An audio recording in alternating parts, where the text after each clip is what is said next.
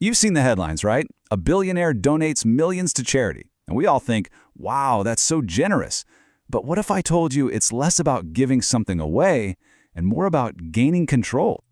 So how is that even possible? How can someone give away a fortune, pay zero taxes on its growth, and somehow keep it all in the family? Well, there's a perfectly legal playbook for it. Let's get into how exactly it works.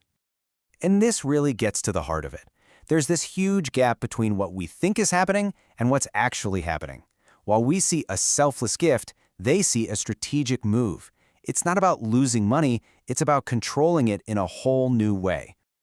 Okay, so there's a playbook for this, and it's brilliant, it's repeatable, and believe it or not, it's 100% legal. And it really just breaks down into 3 key steps.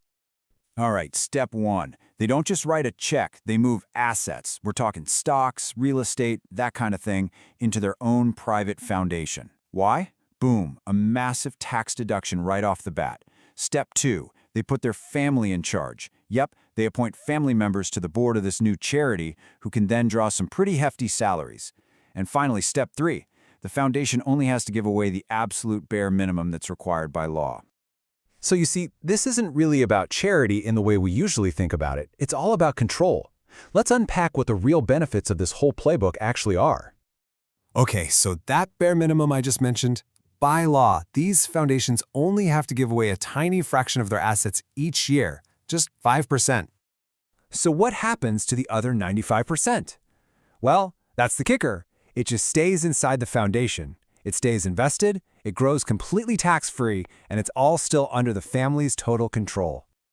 So let's just tally up the score here. What's the real payoff? You get a huge, immediate tax break. You get to pay your own family to run the show. You keep full control over 95% of the wealth as it grows tax-free. And on top of all that, you get a public legacy as a great philanthropist. It's a win-win-win-win for them. When you put it all together, it's pretty clear this isn't just a simple donation. It's a super sophisticated strategy for what you could call dynasty management, like building a tax-proof fortress designed to preserve wealth and power for generations.